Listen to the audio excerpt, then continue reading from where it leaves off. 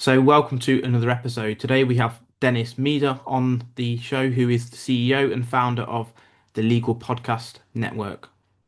So, welcome to today's show, Dennis, or DM as you prefer Thank to be called. yes, I appreciate it. And it's Jeevan, correct? Correct, yeah, Jeevan, that's it. All right, Rhymes good. with Stephen. Gotcha. Now I'll definitely not forget it. So yeah, it's great to be here, Jeevan. It's been a minute. I've kind of been on about a 3 month hiatus from podcasting just because I've been traveling. So being back in front of the mic. So if I'm a little rusty, forgive me, but hopefully we'll have a good show and a good conversation. Yeah, absolutely. And one of the things that sort of stood out for me on your sort of profile, as it were, or application, whatever you want to call it, is the personal branding side, because I think that's so important, especially in today's day and age where it seems that it's not so much people have roles, they have a whole personal brand, whether it's podcasting, whether it's authoring, whether it's coaching, whether it's any other metric you can consider athletes. Yeah. It's not just the fact that they're an athlete that plays for a particular team, it's their personal brand. How do you help people do that? Well, the way that we really do it is by enabling people like professionals to do it in like a quick manner. What we know is I've worked with in marketing for 30 years. I've worked with primarily the legal field for about 22 years. And here's what I've learned.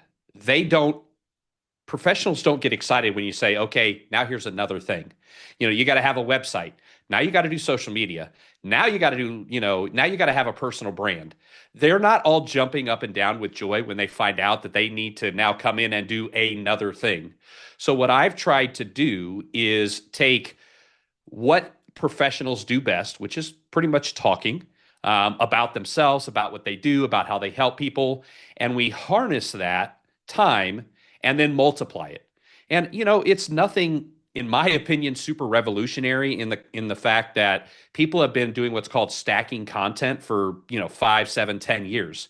Gary Vaynerchuk, Gary V, if you follow him or are familiar with him at all, he talked about this 7, 8 years ago. Now, not the exact way we're doing it at scale for hundreds of law firms, things like that, but basically taking one chunk of time and turning it into a audio podcast, a video podcast. And we do where we really find the most success in building authority and personal brands is by we start with our clients from their client backwards. So we build their content based on answering questions, assuaging fears, giving clarity to their client. Because authority and personal branding isn't about me, it's about who I'm serving. And I think a lot of people have that reverse. They're just like, well, I've written these books and I've been on this podcast and I've done this and that.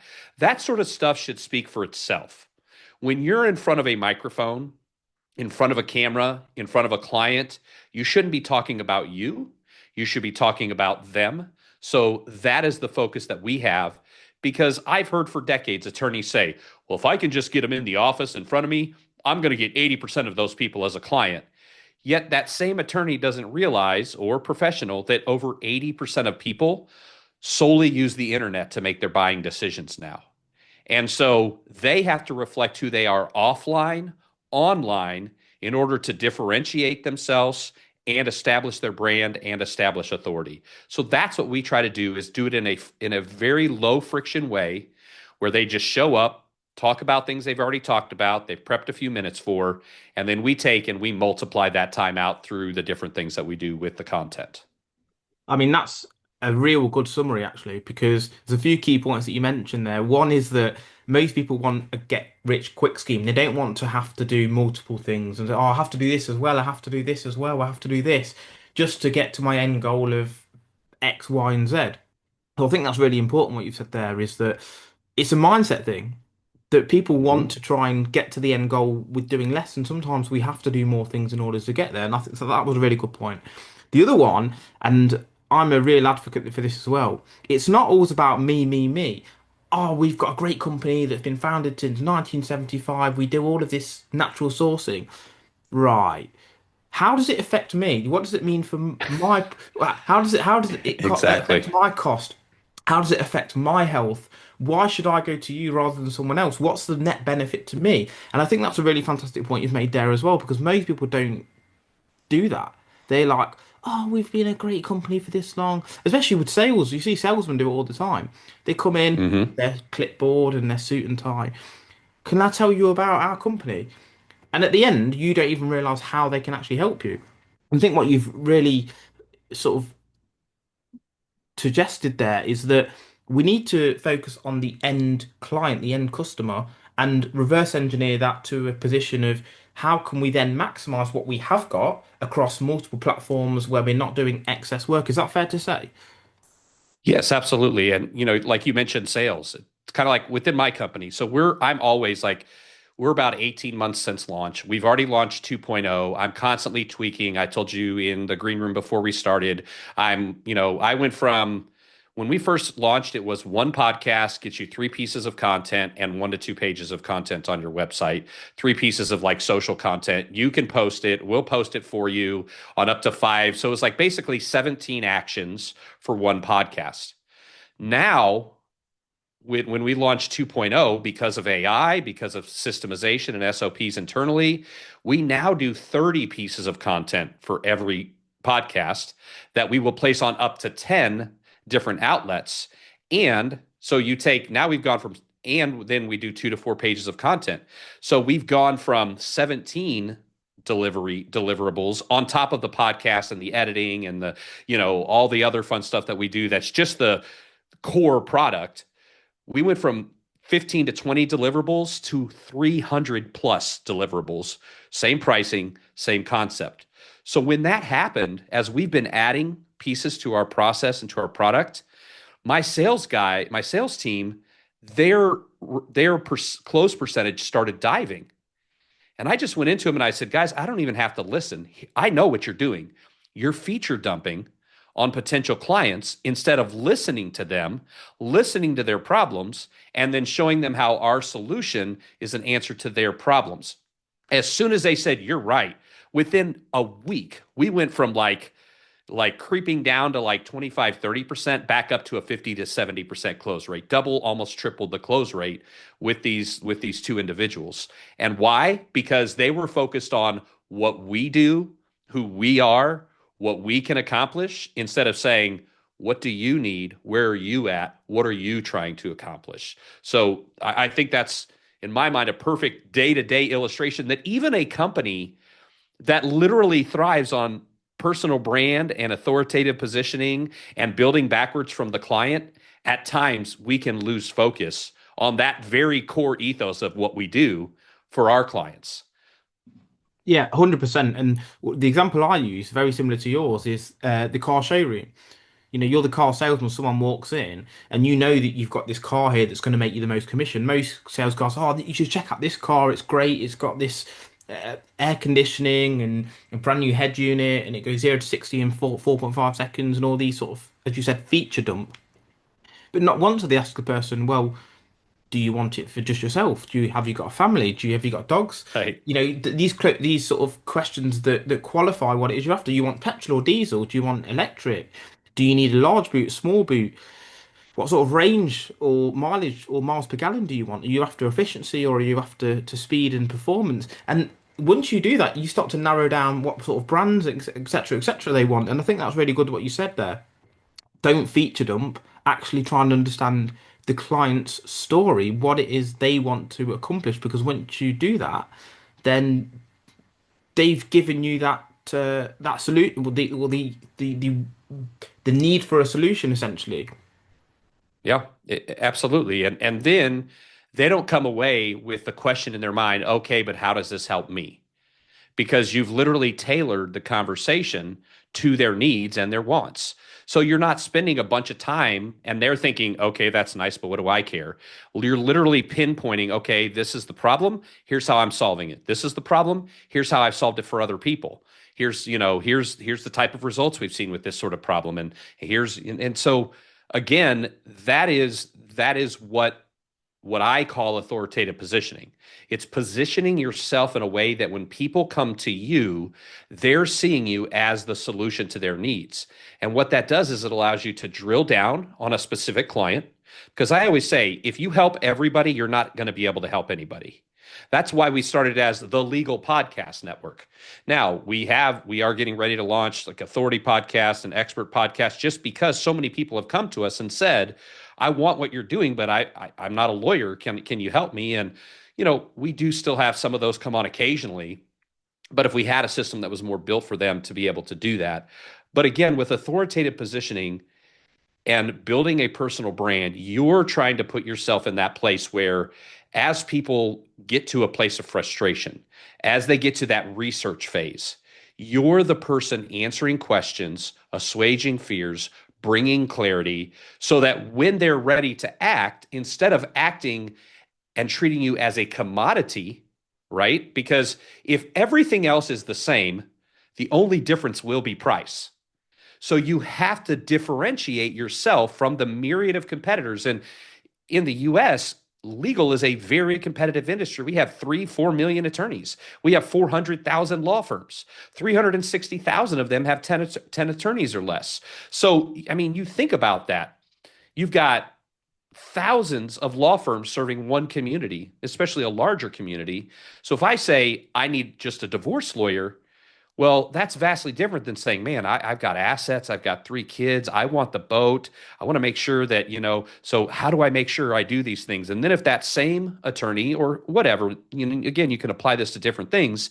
If that same professional keeps popping up over and over and answering my very specific questions with my very specific need, then when it comes time to hire somebody, it's really just a matter of making sure that the person you saw on video is the same person that you experience in real life. I call it know, like, and verify trust. That's the new progression of sales for this sort of, higher ticket, higher stress, things that require a professional knowledge set. That is the new buying pipeline for them. They get to know you through your content. They get to like you through your authenticity and your expertise, and then they confirm trust by talking to you, meeting with you, and just making sure that the same person that they said they know and like, they can actually trust now.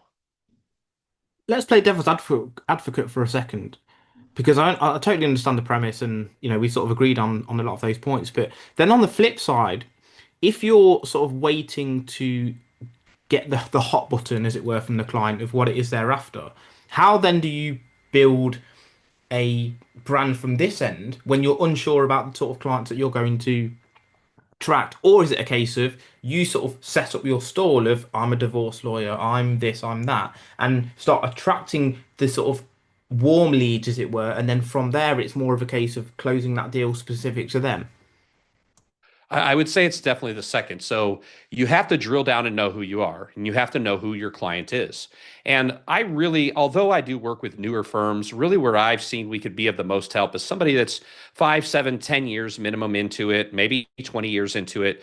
And they know, because a lot of professionals, especially as they progress in their career, it's not always about creating more opportunities. It's about creating more of the right types of opportunities. If you've had clients, you've had archetypes of clients that you would love to spend more time with and working with. And you've had archetypes of clients that you're like, man, if I never see a client like that again, it'll be too soon. So what we try to do is drill down and go, okay, you're a divorce lawyer. Who are the clients that you wish you were doing more of, whether it's because of margins or it's because of personality fit? Oh, well, what I've noticed with high asset individuals, especially if there's custody issues in there, what I've noticed is, that's profitable. Those people, pay well. They are cooperative. Yes, it gets ugly, but they don't come after me if they, get $5 less in alimony that they wanted or whatever the case is. And so eventually a lot of these professionals start to notice who their archetype is. And that's what we drill down in the beginning. Who is your archetype? What is it that you're trying to attract? And now let's deal with answering those questions to create a warm market to you, just like you said. But doesn't that depend? And this is from what I've sort of seen across the board. It really depends on your mindset of scarcity versus abundance. Because what tends to happen is if you're a new business, you don't have the quote unquote luxury of being able to differentiate. I don't want this client. I want this client. I don't. You're like, do you know what? I'm going to take everyone. build a book of business or build a little bit of a client bank, and then once you get a little bit more experienced, then it's a case of niching down. Would you say that's fair? I would say that traditionally that's been fair, but this isn't, in 20 years, we've changed from hoping they read our ad in the newspaper to knowing that they're searching on the internet. So it's a vastly different landscape. So I would say, in my opinion, the mindset that you described is an old world mindset. I mean, now we use phrases like there's niches and riches or niches and riches, I guess. But we say in the US there's niches and riches, and like I said earlier, if you're trying to serve everybody, chances are you really can't serve anybody. So it definitely comes from a place of knowledge and knowing who your client is. So for a newer brand, I always suggest, and here's what I always tell people, go deep before you go wide. So, you've got to, and again, I'll choose an attorney because that's who I've worked with for decades, but this could apply to anybody. You can start off from that sort of place of like, okay, let me take what I can get. But very quickly, you need to be looking at how can I narrow this down? How can I narrow this down? It's the same thing when I started my company.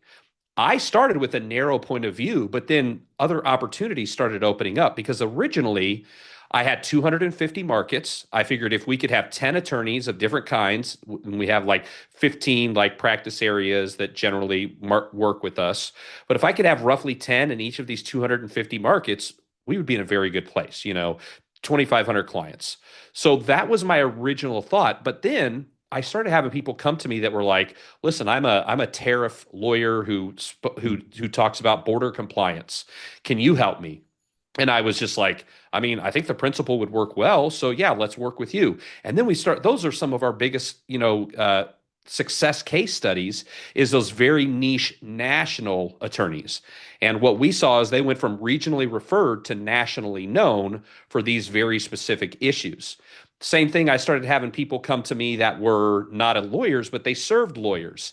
And they were like, hey, can you help me? Like I'm a nurse practitioner who works with personal injury attorneys and helps them know whether they have a viable case and works up the case. Can you help me with this? And I was like, well, that wasn't my intention, but let's try it. And then again, same thing. Now we've got about 20 or so of those shows. So yes, you have to be open to going wide, but I think when you start in a very specific place, you will expand and then sometimes you'll contract because you expand out, you try, and then if it doesn't work or that client archetype doesn't work for you, usually about this time of year I start going to my CS team and going, who's taking up all of our time, who's not a good client, how close are they to their contract being done, let's just not renew them. Because we're looking at that expansion contraction, and I think every business needs to be willing to do that. So it's not just being determined on one specific archetype, but it is knowing the archetype and being open to others that respond to the content that you're doing for them. I think it's really important what you said at the start as well, is the differentiation between an old general advert that's fingers crossed, it gets to the right person, they read this Right. page, it gets to the right sort of demographic of household, to today where it's literally a case of you can specifically target people of certain interest, age, gender, etc., etc. And I think that's a real different outlook than, as you said, the advertising of old. And you can actually be really genius with stuff like that. There was a Thai restaurant that was named Thai Restaurants Near Me. Okay. So Genius. they were taking advantage of the Google. Yeah. Because that's what I mean. I do that. Oh, restaurant in your restaurant near me, Italian restaurant near me, judo club near me, etc., etc., plumber near me, and that was a genius move. It actually says it on like it's actually called that on the outside, and Yeah. that is literally what you referred to earlier. Is people are searching for these things, and I think that's one of the key ways, as you sort of alluded to, that you can set your stall out of exactly what you're offering, and then it's the case of the softer skills, as you mentioned, about how to actually position yourself that as a differentiation as opposed to just price. Because as you said, if it's equal bags of rice, same brand, same weight, it's going to be price, but the differentiation has to be that value that determines why you pay £10 versus £50. There has to be the element of, well, I feel like I'm getting 4 or 5 times more value than I would going for the £10 route. And as we know, quality it does cost. A Ferrari is better than a Fiat Punto. Yes, Right. there are arguments that, there's a lot more upkeep, etc. But in terms of outright performance, it's night and day. And I think that's a case of these not products but services, because predominantly most people are sort of in services now, whether it's a lawyer, whether it's a banker or an accountant. It's a service-based Right. business as opposed to products. And I always say, a phrase that I use with clients, because, we'll have people reach out to us and their first question is, how much is this? And I'm like, all you know is that we do podcasts. If you just want to know a price, and I always say this, cost without context is pure commoditization. And I throw it back on them. When someone calls your office and says, how much is a divorce? Is that somebody you're excited to work with? And if that person goes, well, forget you then, I'm just like, oh, I dodged a bullet on that potential client. But if somebody's like, you're right, let's talk, let me understand what you're doing and, research a little more, and then we can talk about price. And that to me, that needs to be done with every professional service. You need to contextualize why what you charge is what you charge, why you're the person that fits them. And again, it all revolves around them seeing you as a bespoke solution to their very unique problem. Because no one just goes up to a lawyer and goes, well, I should say very few people. Oh, I just got a standard run of the mill divorce. Oh, I just got a standard run of the mill criminal case. Everybody feels unique. Everybody feels special. Everybody feels like their particular thing is very different than everybody else, whether it's their offering, whether it's their need. If you talk to people, everybody feels unique. And yet here we go, come one, come all, I can help anybody. And that doesn't resonate with buyers anymore. They need to feel that this is a bespoke opportunity to get the best lawyer, the best insurance agent, the best realtor, the best coach, the best whatever it is for their specific issue. And so that is what we try to create an environment for. And that's why we do FAQs. All of our podcasts are FAQs for our attorneys. I say all of them. We do have some attorneys that like it to be more of a conversational podcast. We provide the host. The standard way we do it is we create the questions, we provide the host, and the attorney just sits there and answers these questions. We can then break that up into so many different things, and that's what resonates with their clients. And we can go super deep on issues. So instead of saying what happens to assets, you could say what happens to a boat, what happens to a motorcycle, what happens to a vacation home, what happens to a timeshare, what happens to a yearly cruise package. You can literally answer each one of those. And so when somebody that's what they're worried about and they search it, they search that, and then all of a sudden you've got a short video, maybe a whole podcast about that subject. Now they feel like that's the individual that can help me with my very specific, unique, as some people jokingly say, my snowflake of an issue, right? It's so unique, but yet here's this one person that focuses on my unique problem. Now, the good thing is, after you've driven deep, you can then go wide. So you say, well, I want to deal with custody. And then you're like, wow, we're full up with custody. I added 3 attorneys, or whatever it is. Now I want to talk about, alimony. Now we expand out. Now we're going wide, but you have to go deep before you can go wide because you have that foundational client and then you just flip it over from there. Absolutely. And look, sometimes, it's idealistic that, you do everything right and, you are going to get clients in the door. Sometimes you actually might be the better service for this individual, but they decide to go elsewhere for whatever reason.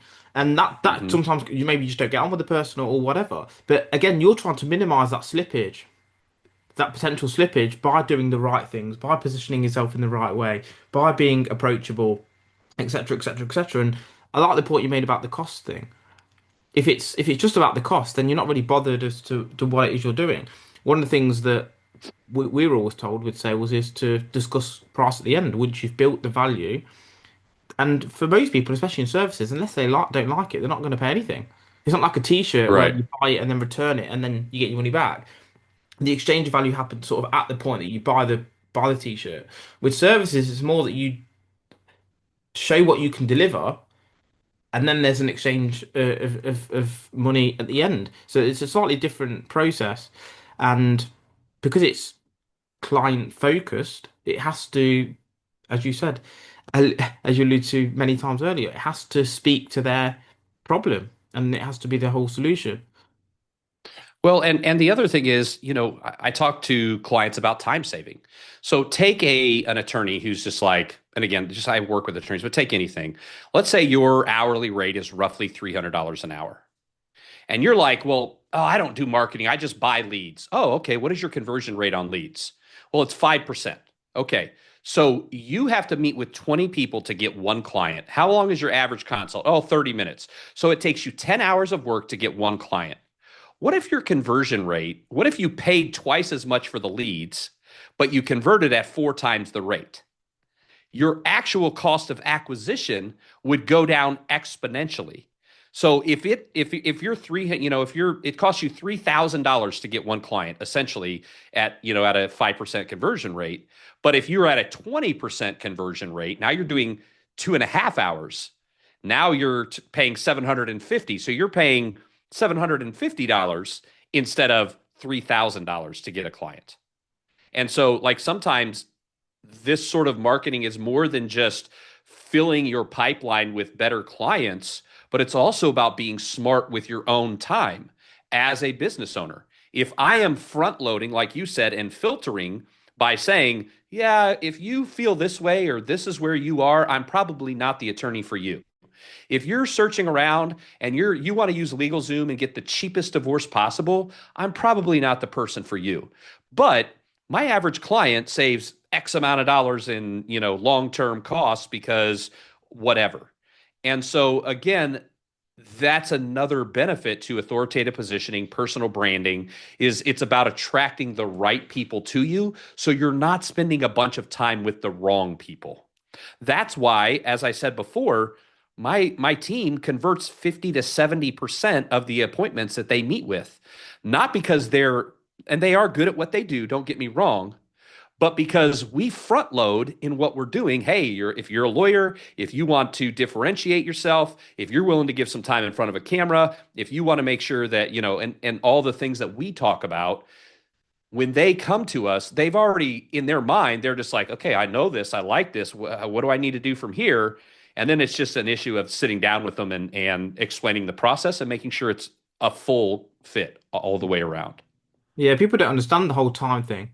Time is such a valuable resource. If they're like, oh, I got, yeah, as you said, one client, but you spent 50 hours, and if you then look at your hourly rate, and I'm not saying you're getting paid a rate because you might be self-employed or whatever, but in terms of Right. your the opportunity Your cost, billable rate. Yeah. billable rate, opportunity cost, I've always used the example of if you're on like $20 an hour or $30 an hour, and you do your garden, you mow your lawn, it's basically cost you $30 an hour to mow the lawn. Whereas if you Yep. employed a gardener, you'd still earn $20 for that hour. So does that make sense? Because Oh, yeah. and No, I literally live by that philosophy. I have a dollar amount in my head, and for anything around my house, and I live on an island in Belize, so I don't have a lot of like upkeep, just go to the beach, whatever. But like, I had a big house when I lived in Austin, like in the north part of town, in a place called Georgetown, like on the golf course, blah, blah, blah. Half acre. I didn't mow my lawn. I didn't, I had a handyman, a lawn mowing service, like, because for me, if I'm spending time doing something, number one, I don't enjoy, that's different. If you enjoy it, you like getting out and whatever, that's a totally different scenario. But if you don't enjoy something and you do it to save money, like wash your own car and detail it. If you hate that, but you could pay somebody $100 and they could have it done in 4 hours, if you're making $30 an hour, $50 an hour, your rate in your mind, then why not outsource that, if you will, whether yeah, it's smalling or bigger outsourcing. I think there's a key differentiation, or there's something in that though, because it really depends on what you're doing in that time. For a lot of people, let's say your average Joe, they aren't going to do anything in that time anyway. So for them, it is a loss because they're going to pay someone $100 or as you said to wash their car, and they're going to sit and watch Netflix. They're not going to use that time. It becomes more important when you're actually doing something with that time, if that makes sense. Because if they're not going to do it, you I know what? I'll wash it myself. I'll And you can obviously there are other ways you can look at that and say, well, actually, time of even if you're not getting paid, you can use that time valuably. But for a lot of people, they're just lazy. well, but laziness is a perspective because if somebody can do in 2 hours what other people take 20 hours to do, so they work 10 hours, which is equal to, you know, whatever, 50, 60 hours from somebody else. But they need a lot of downtime and recharging of their batteries. Cause I'm that kind of person. Like I need a lot of downtime. I need a lot of recharge time. I mean, that's why I live on an island. It's a slower pace of life. We go to the beach, we go walk in the sun. We do, like so I understand your point only in that if this is not a person that does perform and makes and accomplishes what they need to in the time that they've set aside. So you've got to have recharge time if you need it. If somebody who needs recharge time spends all weekend saving money and then come Monday, they're dog tired and irritable, and then they perform at a 50% level of what they normally do just because they didn't get to recharge, are they really saving money? So I just wanted to play True. that devil's No, advocate because it's devil's by advocate, it's devil's perspective, advocate, isn't it? yeah, by perspective, like I would be that person who would be like chilling out while somebody's mowing my lawn, but that was because I knew that I needed, I most of my days I'm spending 6, 7 hours just talking on a podcast with clients, with my team. It's exhausting work, especially because I tend to get a little wound up and a little bit passionate about things here and there. And so, like, I use a lot of energy throughout the day. So, come whatever time it is when that energy's gone, I am sitting on the couch watching Netflix, calming, doing whatever, maybe cooking or helping my wife with, clean up with dinner, but I'm not doing other intense activities. So I think that it is a definitely individualistic thing to look at. 100%. And like for example, just coming back to what you said a second ago, is like for example, if you're gonna just sit there and do nothing and order a takeaway, you let's just look at it from like a really boring business perspective. You basically spent money on food. If you're going to cook, then you would have saved, let's say, $5 or whatever. But the difference is if you're working at that point, and instead of you actually coming away from your laptop, going downstairs, cooking, washing the dishes, come back upstairs, and you order in, that time, that cost is not the same as it was as if you were just sitting there. That's what I was basically referring to. But I gotcha. yeah, I think with recharge time, that's a key one that most people don't talk about. Some Say people that again with, said a recharge time is something a lot of people don't talk. oh, Every personality is oh, different. yeah.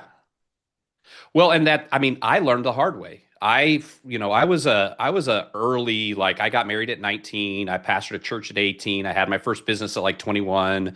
Like I was a very hard charging, driven young man. And from about 18 to 36, almost basically about 20 years, 18 years, I mean, I literally believed every moment must be monetized. I usually pastored a church, owned a couple of businesses. I would be involved in my kid's life, but I'd always have like two cell phones and an iPad and, like tethered to things. And so at 36, my body said, nope, no more. And I spent a year and a half in bed thinking that I had MS like my father. Come to find out, I just had a nervous breakdown. And so because of that, I have to be very self aware for myself now, because that's been 12 years ago, of putting myself to the point of exhaustion, both physically, emotionally, mentally, because all of those things kind of combine together to allow us to, all of those things drain us. Mental things drain us, emotional things drain us, physical things drain us. And so we have to have breaks and downtime. And especially, I mean, I'm not diagnosed. I have some things I deal with that I know the doctors have said, but like, you know, I I feel like I definitely struggle with attention things and, being focused at times because there's 5 to 7 things a lot of times going through my head at any given moment. That's why when I do a podcast, I have to set my whole office up. I have to set the thing up behind me, the microphone. It takes me about 30 minutes because I can actually now take 30, 45 minutes, an hour with somebody and be present fully instead of like when I'm just working and I've got things pinging and I've got my phone going off and I've always got divided attention. And so knowing that those things exhaust us, we definitely need to have that downtime. That's why for some people it's video games. For some people it is, mowing their lawn. For some people it's some sort of hobby. For some people it's being with their family. For some people it's being with their spouse. For some people it's traveling. Whatever it is, we have to have those mental, emotional, and physical respites in order to allow us to keep charging as hard as we do. Think about how much Olympic sprinters train to be able to run for 4 seconds every 4 years. And yet they're resting their body, they're recuperating their body, now they're charging hard, now they're building muscle. And I think if more people sort of took that sort of mind frame with their career or their business or whatever it is that they're doing and understood that there's quick seasons and slow seasons, there's rapid advancement, and then there's what seems to be stalled seasons. I mean, this year alone, I went to Thailand and Bali for 5 weeks. I went to the States for a month, and then we went to Europe for 6 weeks.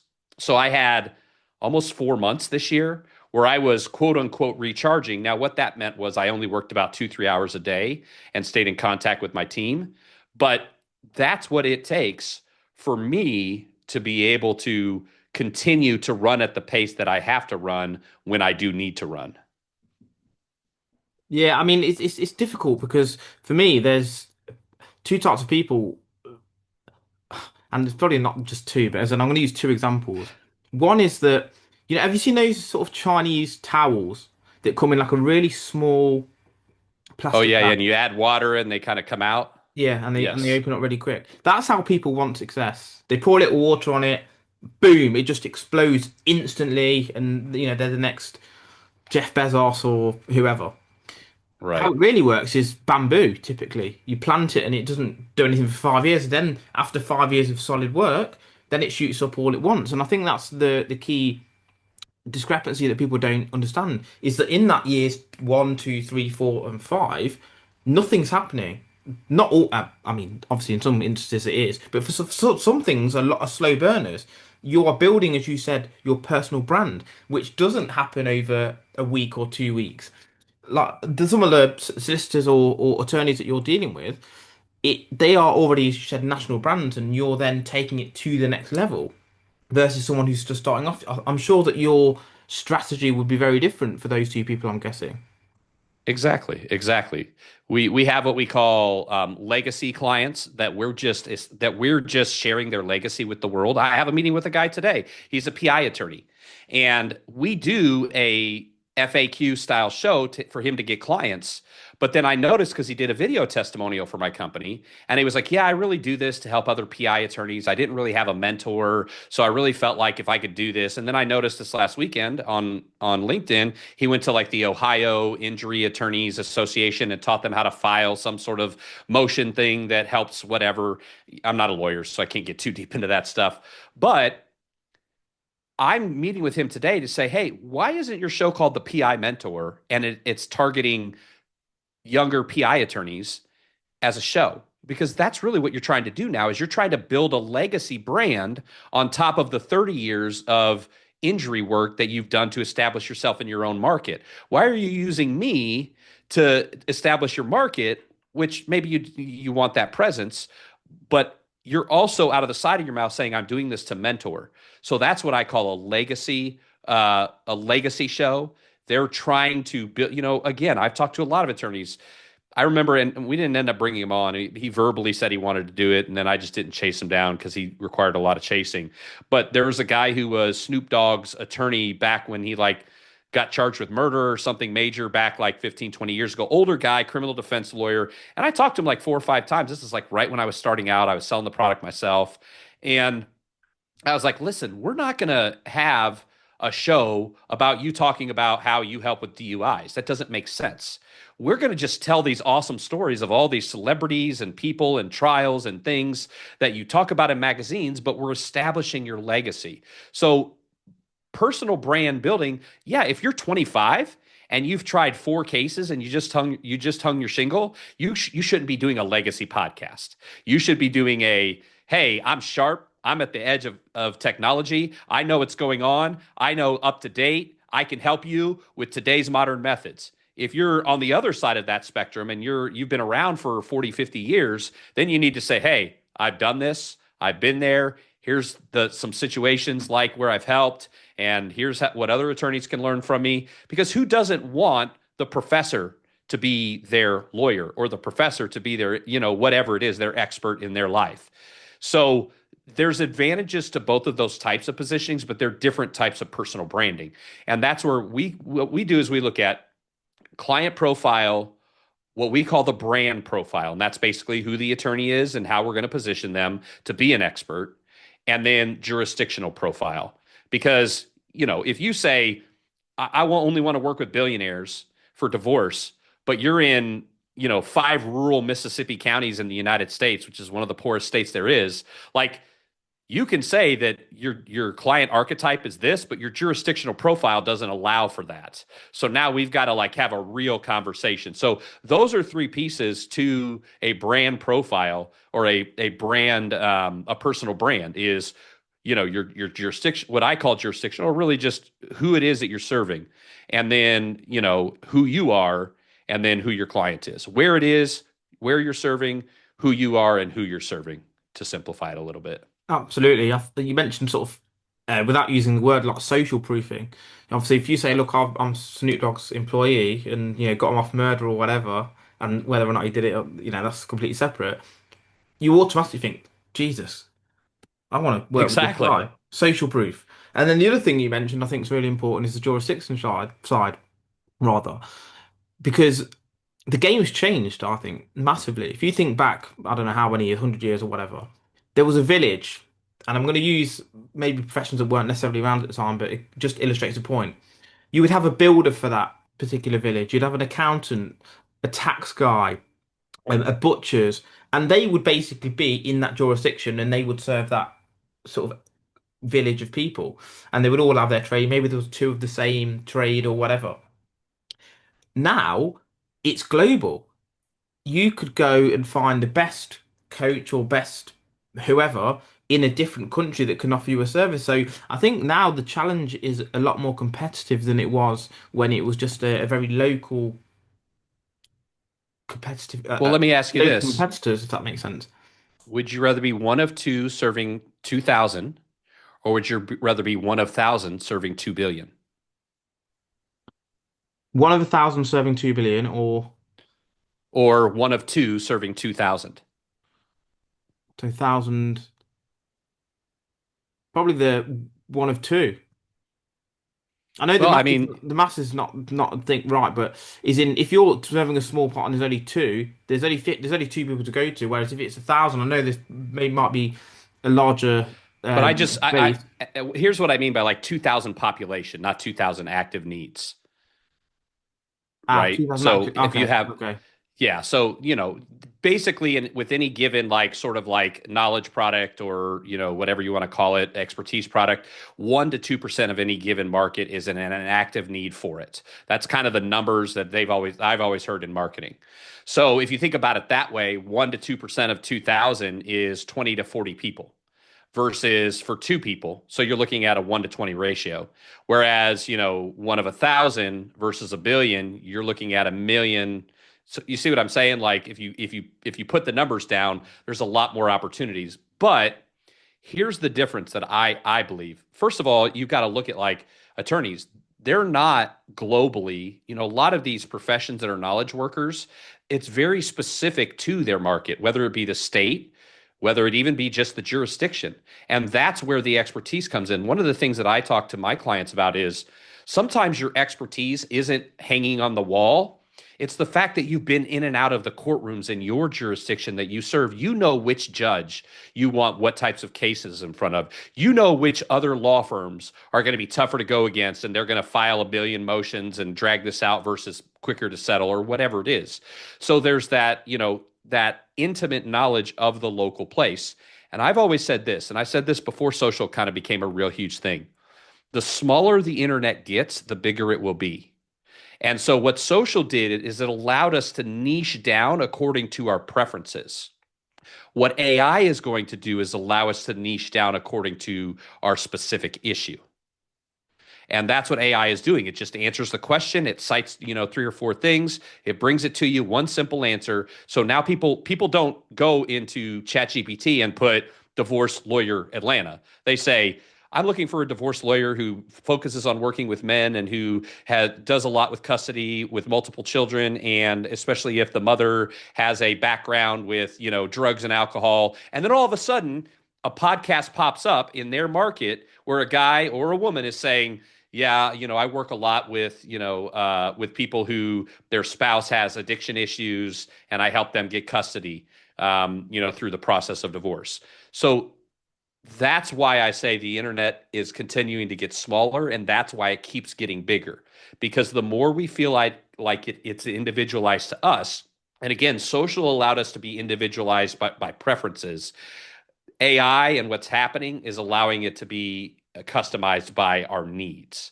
And I think that that's the biggest difference because if I'm getting divorced in Texas, I need a lawyer in Texas. He's registered with the bar in Texas. You know what I mean? Like it's all Texas people.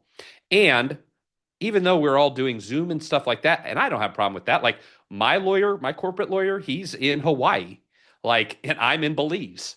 You know what I mean? And my company is in Austin, where I lived for 10 years, and my kids are, or two out of three. So, and they're grown up. But the point is, with this, personal branding, what it allows us to do is to hyper niche by where we are, by who we are, and by what our clients need. And that's what personal branding does. So yeah, we do have to have that. Yes, if you're a coach, you could be anywhere. Now it's purely based on your position and your client. It's not based on your jurisdiction. But a lot of businesses, insurance, real estate, mortgage, law, medical, a lot of these people are registered in their state working with these people. So what we're trying to do is make them local authorities, like local influencers, if you will, but just for legal, not for running around and throwing, water balloons on people and laughing, but actual real reason to be an influencer in their marketplace. 100%. And as you said, some things are local. For example, if you're working at McDonald's in Detroit, you probably need to live in Detroit because but Yeah. you're based there. There's no point in living in Australia and every day you've got to fly over. Whereas other roles, yes, you can be international, live anywhere, and it doesn't really affect your business. So I think that's a real key determinant, isn't it? As you said, are you Yeah. going to have a personal trainer in your city, or are you going to have a virtual personal trainer? What's going to be better? I mean, 99.9% out of 100, it's going to be the in-person one than someone virtual. So yeah, that's interesting. How do you? Here's a question. What do you think the number one thing is about personal branding? What's the one? I know this. You're going to be like, oh, it could be so much, and it depends on the situation. But if No, you no. if you consider one thing across the board, what do you think that is? Authenticity. When people know that because that's the whole reason personal branding exists. And if you think about, in my mind, the way the roots of personal branding started, it was seen originally as a secondary way of branding yourself. Real estate agents in the US, insurance agents in the US, mortgage people, and they didn't want to market a logo because they wanted people to come to them as an expert.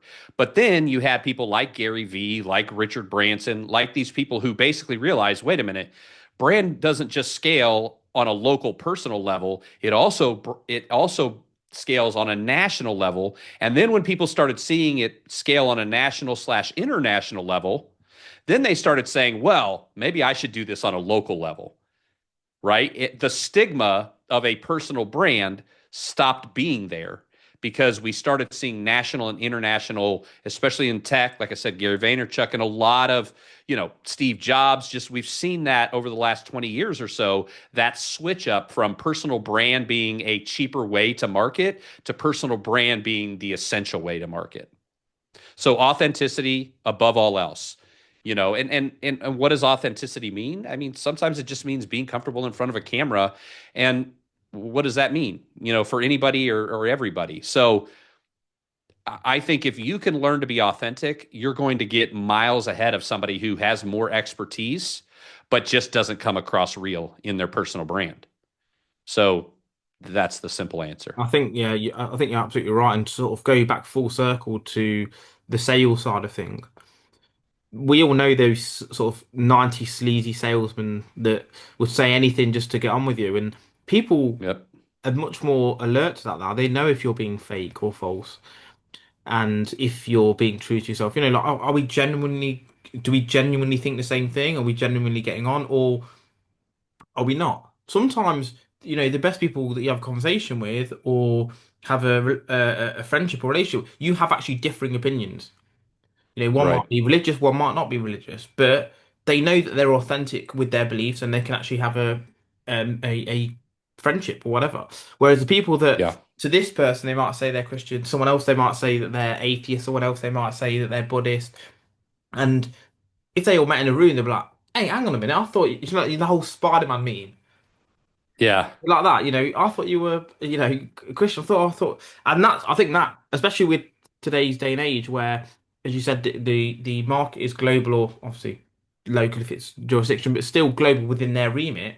It's very difficult to Hmm. to lie and try to fit all your hats on. You need to I not one size fits all sort of thing.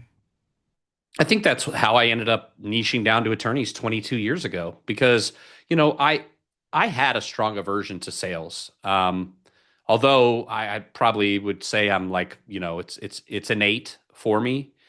But for me, a good salesperson was the best liar, and I didn't want to be that person. And then when I started getting into sales, and I just was honest with people, and then I would get rewarded for it. Yeah, I'd rub people the wrong way sometimes, and I'll be honest, I still do. That's why I have a corporate attorney because there are people that just don't like me. And, when an attorney doesn't like you, it's more than just some guy on the street not liking you, just so you know. They get a crosshair on you, and then all of a sudden, you're like, oh, am I gonna have to go to court over nothing? Just because this guy has time to waste and try to, whatever. Anyway, I got into working with lawyers because I could just have real conversations. I could use logic. They're a lot more logic based. If I said something that they didn't like, they didn't just explode. And I could say those things. And so that's why I've enjoyed working with professionals with specifically, I would say 80% of my career has been 75, 80% has been attorneys, especially over the last 20 plus years. But what I've enjoyed about that is I can just be myself. I remember when I was in my early 20s before I niched down to attorneys, I got a job selling manufactured homes. And I went into the place and they're like, hey, yeah, we think you'll do well. You're personable. You'll do great. And then, like, we're running these ads and we're bringing these people, we're in Oklahoma, and we're bringing these people in from like really far away, like country folks. So I'd see these guys, they'd be around using just, kind of regular language and, whatever. And then like all of a sudden, like they have a client come in, they put a picture of a hound dog up on their desk. They'd put tobacco in their lip and they'd be all of a sudden talking like this. And I'm just like, who are you? And yet I wouldn't do that. I'm like, I don't know. That's not who I am. I'm not going to pretend I'm somebody. They're like, well, you're going to have trouble relating to the clients. And I was like, I didn't stay very long, just a couple months because I didn't like that sort of approach. And I think it's the same. I think it's the same way in anything.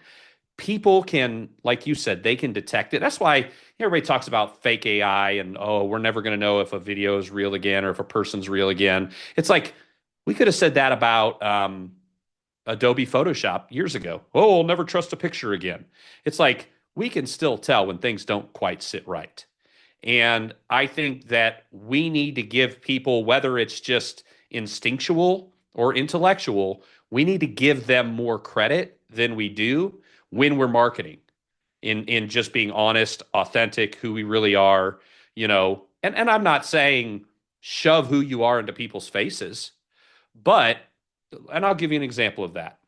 I'm 6'1" ish, maybe a little taller. I've heard up to 6'1 3/4. Weigh about 225 pounds. I have tattoo. My shoulders to my wrists are tattooed on both sides. So I'm a tatted, bearded, island dwelling guy. So that fits a certain stereotype. But every podcast, I don't get on and just like wear a tank top and flip flops and be like, hey, man, like I'm just an island guy selling attorneys. Like I also understand that authenticity isn't necessarily about shoving your personal preferences and your political beliefs into people's faces.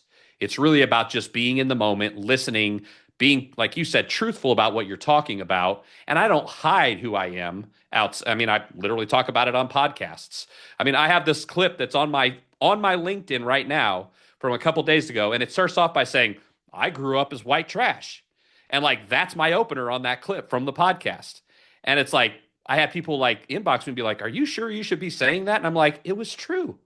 My family was on the lowest rung of the socioeconomic ladder in our community, as especially in the white community, in the church community that we were in. So that's who I was. That's where I came from. I'm not ashamed of where I came from. I'm not ashamed of where I am, but I'm not going to push it into other people's faces because I know attorneys, for the most part, skew more conservative. So I'm going to be respectful of the tendencies of who I'm working with, but still be who I really am. Correct. And I think there's a key distinction there. There's a distinction between sort of, well, knowing your audience is the first thing. That's what you're referring to. It's not about lying, it's about knowing your audience because there's a Right. difference between knowing how to behave, i.e., maybe sometimes having the tattoos covered up or maybe not talking about using profanity or swear words. You talk to your mother as you do differently to your friends. That's not Right. about being inauthentic. What the authenticity is about is more to do with your belief system, I think, and actually what's actually happened. Because imagine you said about the guys chewing the tobacco and putting on the accent. Imagine, especially if they're in their jurisdiction, right? And then they go to the local bar, the local pub, and they see their client in there, and the client comes up to them. How are they going to remember which lie they told to which person? And they're like, oh, well, where's Yep. your accent gone? And instantly, that's doesn't matter whatever you say after that the Yep. credibility's gone from 100 to 0 real quick. Whereas if Yep. you're maybe 80% getting on with someone, it will stay at 80 pretty much indefinitely because it's not been based on lies and deceit. It's very Yep. different covering up tattoos and talking in a particular way than outright lying and changing your whole person. So I think that is a key distinction, really. Yeah, absolutely. Absolutely. So how long's the podcast been going, and what's the sort of primary thing that you do on it? So I don't run a podcast. I'm actually getting ready to do like release our first podcast in January. We've got 4 episodes recorded. We're probably going to record 4 more. And this one is called BAM, Building Authority Through Media. It is a 80s and 90s superhero cartoon style animated podcast that is narrative and conversational. So essentially, what I do is I bring on every episode, like our first 4 episodes are on LinkedIn. So I brought in 4 LinkedIn business, legal, like, influencers or whatever you want to call them, or attorneys that do really well in that arena. And each episode, we took 2 or 3 sort of monsters that we battled against. The what was it? The biohazard of or the hazardous bio, and clout chasing content. And so I do a narrative, and then we get to this battle or this thing, and then that person helps me conquer with their knowledge and my knowledge, and then we just go like thing by thing by thing. The next thing we're getting ready to do is probably like a couple of versions on video, a couple of versions on like AI, and like kind of conquering that. So we say conquering sameness one platform at a time. So how do we differentiate ourselves as professionals through all of these different media platforms, understanding that they all have a different language, they all have a different demographic, they all have a different set of rules, They all have a different way to be effective. And so, what I'm trying to do is educate any marketer, any person that wants to market on how to do well in these very specific niches as a professional. And we're going to cover Twitter, or X, we're going to cover TikTok, we're going to cover Pinterest. Like, we're just literally going, like, I have clients that do very well on Pinterest, lawyers. How? I mean, that's the kind of stuff that we want to get into. So that's that podcast. And then I have another podcast that I'm going to finalize the name today. I kind of have it, but it's essentially what I'm going to be doing is interviewing lawyers, people in the legal space that do well, that have specific knowledge, not just marketing, but maybe intake, things like that, so that I can provide more value because I have access to a lot of people that most people don't have access to. So what I'm trying to do is be like, wow, that person needs to not just be sitting on my LinkedIn profile and giving me great content and have 10,000 followers. Let's bring them in, talk about what they're doing, how they're doing it, and share it with the people that are listening to me. I have 40 something thousand daily email followers that get a daily email from me. I mean, our podcast, we've got hundreds of them. I don't know. We'll see how, I really think combining production value and combining entertainment value is really the future of podcasting. And so that's what I'm trying to do is find a way to present content in a more easily digestible format, especially because we're going to the big screen, which isn't movies, but we're going, I told you before, we're creating the streaming apps. So I want attorneys or business owners to be able to sit down and instead of being like you said, wasting time on Netflix, they can literally just be like, oh, let me watch a couple of episodes about building my practice. Oh, let me watch a couple of episodes about marketing on, whatever format. Let me watch a couple of episodes from this podcast that brings in experts in running small businesses. So that's what I'm trying to create is kind of, again, that whole ecosystem that's entertaining, that's informative, but also helps people identify who they want to work with or become identified by people who should be working with them. I like what you said about the using your resources, essentially, that you've got all of these people to utilize their expertise in the best way possible. And that's something that a lot of people don't understand. They're like, well, how come, this celebrity or whoever, this business can just, as soon as they click their fingers, they've got another multi-million-pound business. And it's like, what you don't understand is you have to supply. You've started this new t-shirt company. You have to supply, but you have zero demand. These guys have already got demand. So J.K. Rowling, Yep. for example, she could write another book tomorrow and it would be a sellout. It could be shit. It could be terrible. But she's already got demand there that people already want. All she has to do is supply something. And that's what people like the Paul brothers, Jake Paul and I forgot his name, Oh, Chris, not Chris Logan Paul, Paul. Logan. Yeah. Logan. They just bring out Prime because they already have an audience and it smashes it. They have the Yep. supply there. All they need to do is create a demand for something that might be of interest to that network. And people are like, Yep. well, how come they can do it? What am I doing wrong? I was like, there's a massive difference. And again, it comes back to personal branding. They already have a personal brand that anything they attach to it is going to be successful because they have got that network of people. And it's like you've got your own personal brand where you're speaking to all of these attorneys and things like that, where you can say, well, actually, boom, another bolt-on product or another bolt-on service that we can add to my already Yeah, existing absolutely. network, And then So we're doing that. Like, for example, that podcast matching up.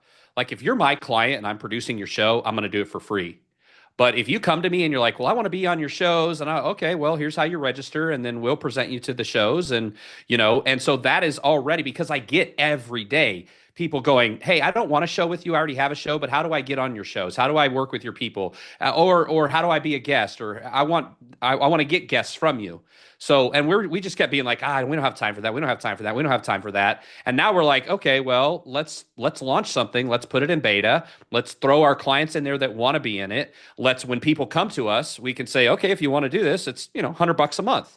So you have access to our whole network of attorneys or legal experts if you want to be in that ecosystem. And so, like you said, it's just creating a stream of income from something that you're seeing that need. And same thing, if people want to be on our streaming networks, but they don't want to have us produce it, I'll just be like, okay, if I have availability, I'm not giving away, I'm not going against one of my own clients. You bring me a show, here's how much it'll cost to be on my network. Not because I see it as like an alternative, but like I'd like these things to at least pay for themselves and the people that I got to pay to run them so that I don't eat at my own margins is really my thought process behind that. I mean, that's the hardest thing to do is to actually build a network that demand being as you said, either a local or a national or global name that people just, oh, that's whoever. That's J.K. Rowling, as I said, that's Jeff Bezos. Everyone knows who they are. And that's Right. a very difficult position to get to. And look, most people aren't going to get there just mathematically. You can say, oh, I'm going to visualize it. Okay, cool. That does help and things like that. But in reality, the metric of mathematics, it's like the 1% of the 1% of the 1% of the 1%. It's crazy. So the best thing is to say, well, how can you improve where you are now to where you want to go? I speak to a lot of people about, they're starting podcasts, so I want to be the next Joe Rogan. I was like, look, mate, you don't understand. He's starting from a position of, again, we talked about supply and demand. He was Yeah. already a successful comedian Known on his quantity. phone. On his phone, he's already got hundreds of guys that he's actually friends with, not just people he knows, people he's friends with. He can ring, oh, do you fancy coming on this podcast today? Yeah, sweet, bam. Or he does commentary for the UFC. Oh, top Yep. fighters. Oh, do you fancy coming on the podcast today, mate? Yeah, sweet, boom.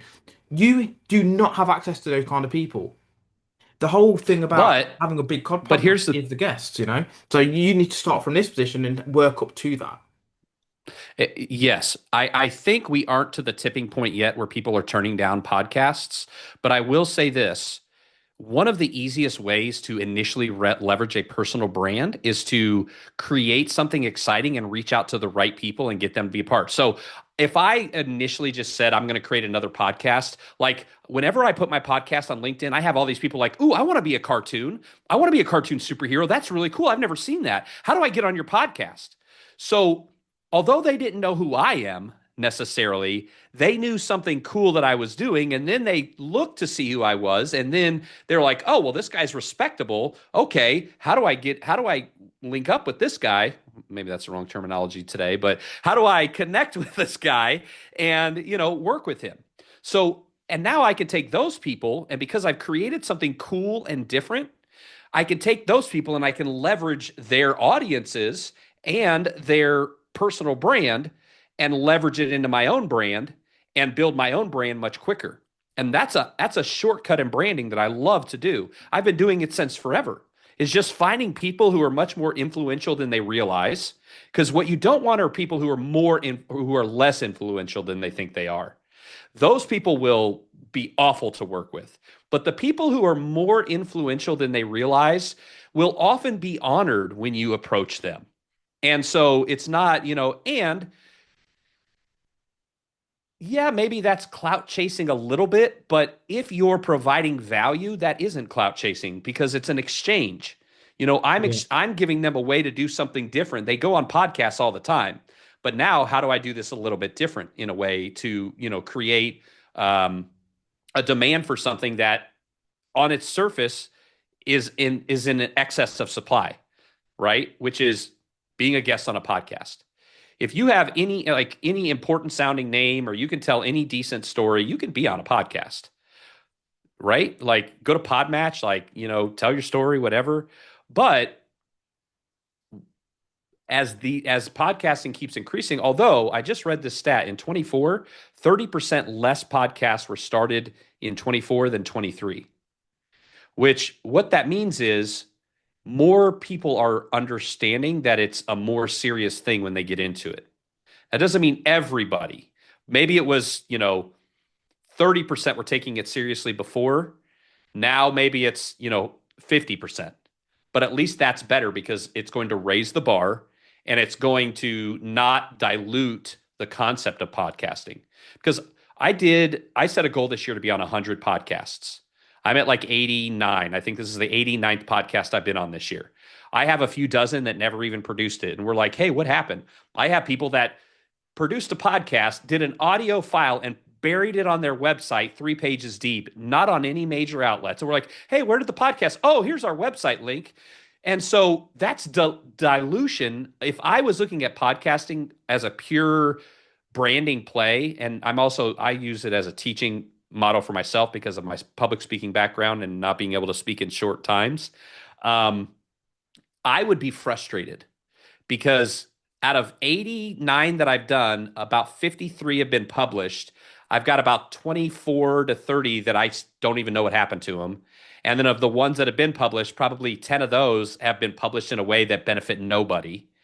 And, that was a half hour to an hour of my time. So as that continues, people will become weary. It's just like free roof estimate, right? Or free roof check. And that worked for a few years because people are like, oh, I'll get a free roof check. And then they close you after, oh, your roof's going to cave in tomorrow if you don't hire us for $10,000 today. That sort of stuff. Well, people don't fall for that anymore. What's going to happen with podcasting if people approach it without being the professionals they need to is you're going to have to really present a case to get people on your podcast. That's not quite the case anymore. Yeah, Or I right think now. We're yeah, not I think quite there yet. there can almost be an overflow of things. It's too many podcasts, too many guests, and it finds that equilibrium of like, do you know what, that the slippage in the podcast market needs to go because no one listens to them. The guests aren't great. Blah blah blah. Right. They don't even get uploaded and whatever. I just want to come back to what you said a second ago though, because I think that's a good point to finish on.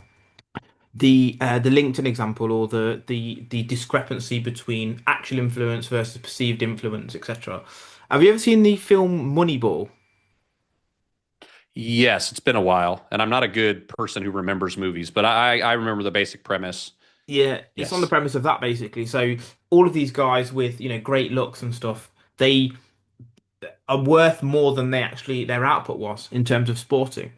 So what this team did, this manager did, was just looked at stats. Didn't look at the fact that the guy walks with a hobble or had a scar on his face or any of these other imperfections that affected the public perception of them. They looked at just Hmm. the stats and metrics of, for example, interceptions or number of home runs or strikes or passes and things like that. And they built a team that ended up doing really, really well.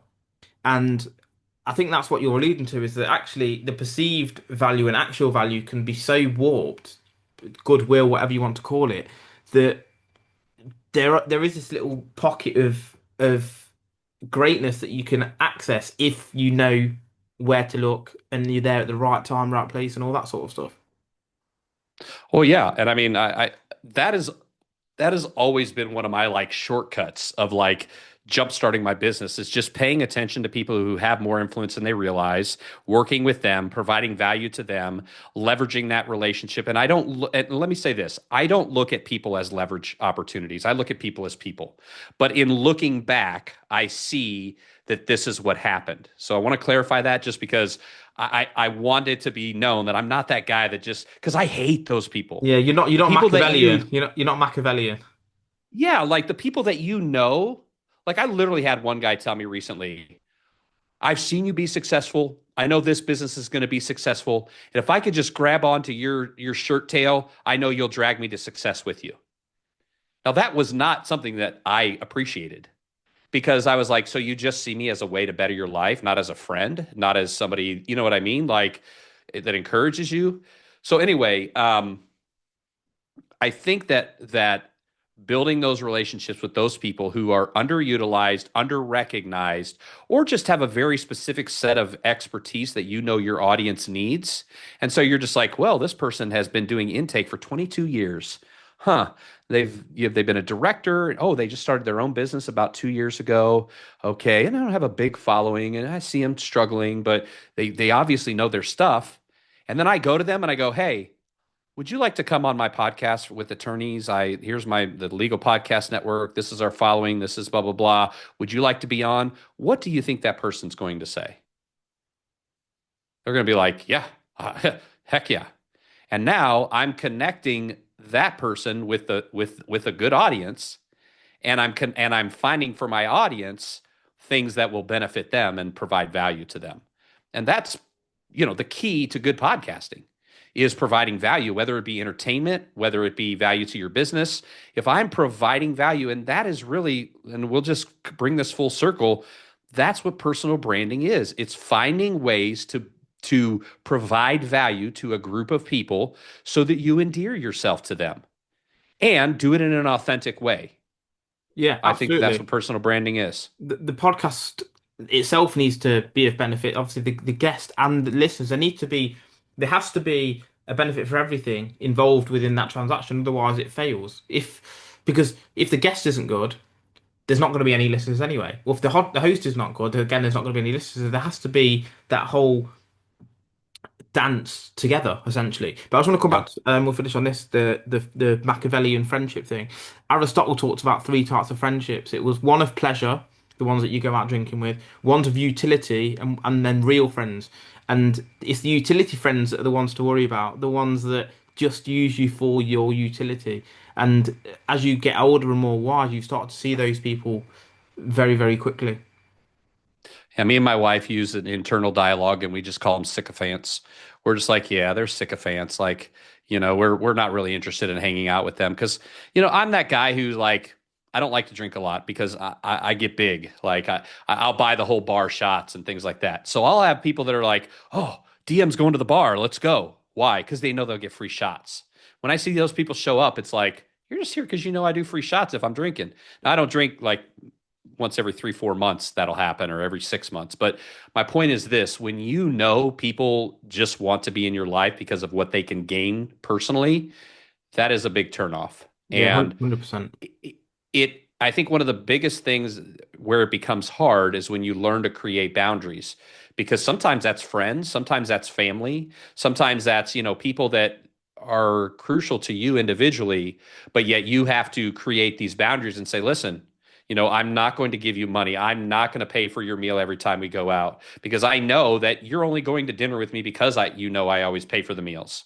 But You're only going to the, I think it can be go both ahead. ways though. Like the issue can not just arise from the person, but also for extending the olive branch too often. Because human nature is human nature. If every Right. time you see me, I give you a bar of gold, you're gonna be like, Yeah. "Fuck, Jeevan, where are you, man?" Like you just Yeah. it's the expectation of that happening. So I think what happens is when people get successful, they tend to subconsciously use that as a way to get more of a reach out there, but then they become known for only that, and I think it's very difficult to sort of to manage that Well, I, situation. I agree with that, but I would also say, like for me, I like to pay for dinner whenever I go to dinner, not because I'm trying to win any sort of, but growing up, I was the oldest of six kids. When we sat down, my dad ordered for us. We never got to order what we wanted. It was usually the cheapest, most filling thing on the menu, whether you liked it or not. And so I got into this habit once I started making money. I didn't want anybody at the table to experience that restaurant the way I had experienced restaurants, which was looking at the menu and being like, I wish I could have that. So I know that different people have different financial statuses. So I'm like, hey, and usually I don't even say anything till the end, but like for me, and I don't like people paying for me, not because I think I'm better than them or they have less money, but because I don't want that guilt of being like, well, they ordered the cheapest wine on the menu. Does that mean I need to order the cheapest scotch if I want a scotch or whatever it is? So there's also so I said that to say this. Sometimes there's more to it, but I certainly see your point where you say that expectation comes in, and that's why I had to learn to create boundaries because of it. Because the reason was genuine, but the receiving wasn't. And when people don't receive it in genuine, then you have to kind of create that boundary to make sure, are you in my life because of what I give you or because of who I am and what I am to you? Absolutely, and I think that's a great way to end. Absolutely. Thanks very Thanks, man. much, Dennis, or DM, sorry, for coming on the show. No Learned worries. a lot myself as well, and I think that's, what as you said about the net benefit. I think that's one of the great things about podcasting. We learn from each other, provide value to the audience, and it comes full circle, doesn't it? So, but where can people reach you if they want to? LinkedIn is a good place. I'm pretty active there. I'm hoping you'll have that in the show notes. So you can just do my LinkedIn at. And then my company's website is thelegalpodcastnetwork.com. You can just go there. You can see about me. If you go through that way and you're trying to get a hold of me directly, you're probably going to get about 3 layers away from me. So if you're really looking to be like, hey, I like this guy, I'd like to connect with him and, bounce things or at least pay attention to his content, then hit me up in my inbox, and let's connect on LinkedIn. Perfect. Yeah, it'll all be in the show notes anyway. So yeah, if you want to reach out, have a look down and take it from there. Thanks again, Dennis. Been a pleasure. Thanks, Steven.